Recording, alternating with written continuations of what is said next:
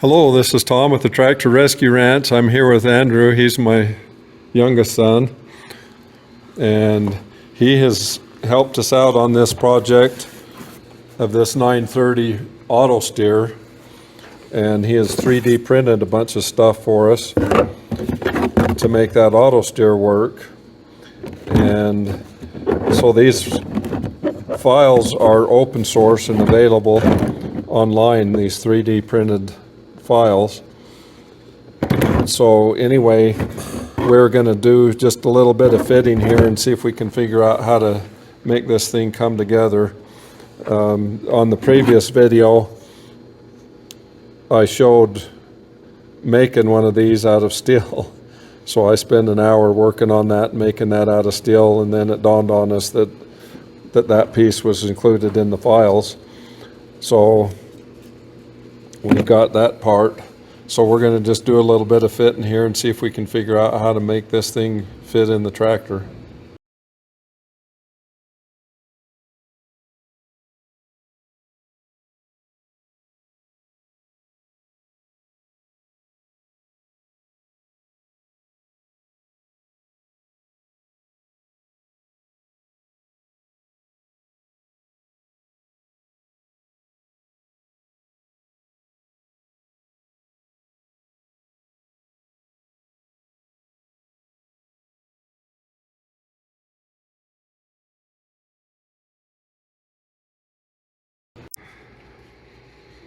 Are we going? Yep.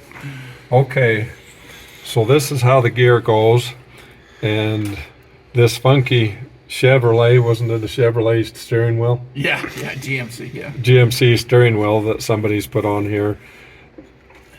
Typically, this would be tied into these bars on the steering wheel for a regular steering wheel, but since we don't have that, we're going to have to do something different.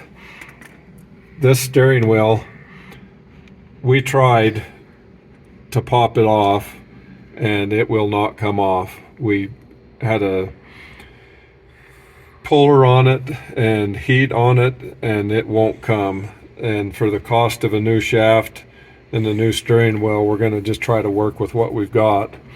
So I think what we're going to have to do here is we'll cut these bars off right here down to where this collar right here is exposed and really nice. And then what we're going to have to do is print, or not print, but we will cut a disc out of metal that will bolt into these gears in these three spots, and then we'll slide that disc down over this collar and weld it on, and then we'll weld the steering wheel back on over that. So this gear goes right there, and then from there, these are some of the parts. We've just got them fit together loosely here. So what we're going to have to do is build a metal bracket that will hold this piece here, and then this motor goes up through there like that.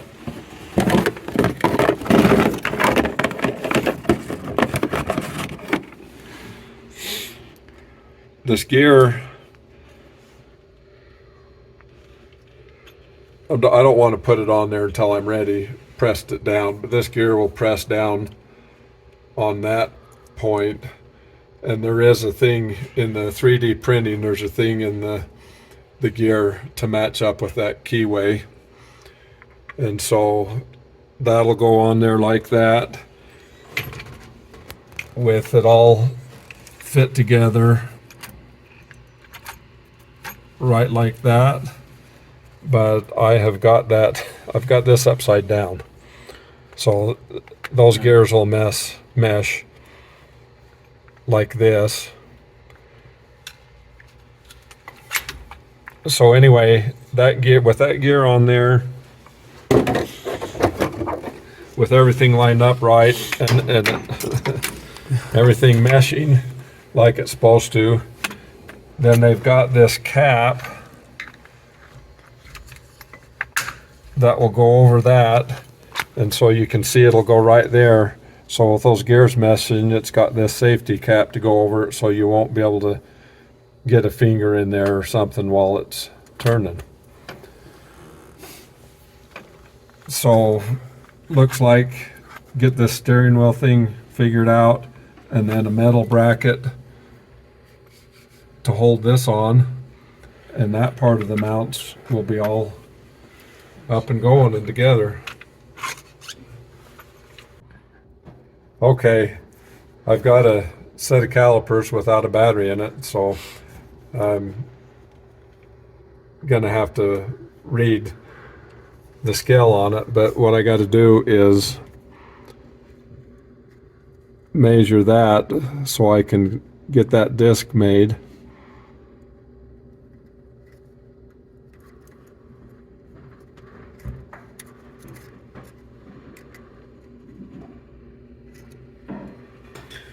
So that's where we're at. Can you see that, Andrew?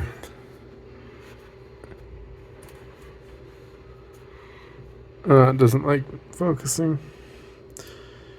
You're 1 inch, 1.8. 1.8. Yeah. Okay, so the hole on that disc will be 1.8, and then the, let's see that.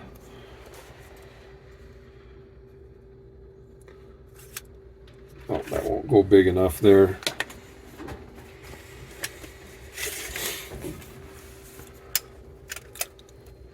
So the outside of that disc will be about 7 inches, it looks like. So I'm going to have to make that. That's going to have to be really accurate, because if it's not real accurate, the gear mesh won't stay good. So that is going to have to be made on a lathe.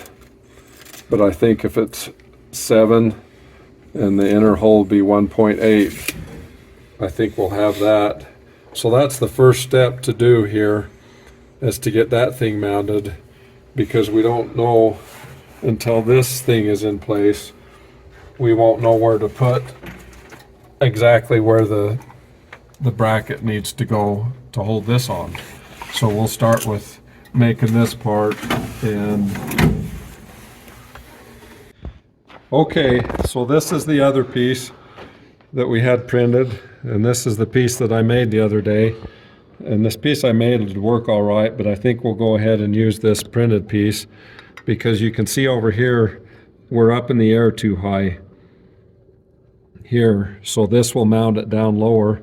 So all we'll have to do down here is drill a couple holes down into this piece and into that piece and mount this thing down here. We got to get this mounted better here, but it'll line up a lot better with the shorter piece in here. Anyway, okay, just going to finish this video out here. This is a workbench that Scott pulled out of an old log cabin, a log shop that's here on the property, and he's going to clean it up and fix it up and set it up here in his shop, his new shop. Anyway, there's some really fun stuff. This back of it was against the wall, and so it's been preserved. This is a neat piece of history to preserve. So he's assuming, he doesn't know the history of this, but he's assuming that these names were probably ranch hands that worked here on the ranch at that time. 1946 is the most prominent date that pops up here. It would be interesting to find in some history books some of these names of these people. With some research, a guy might could find a few of those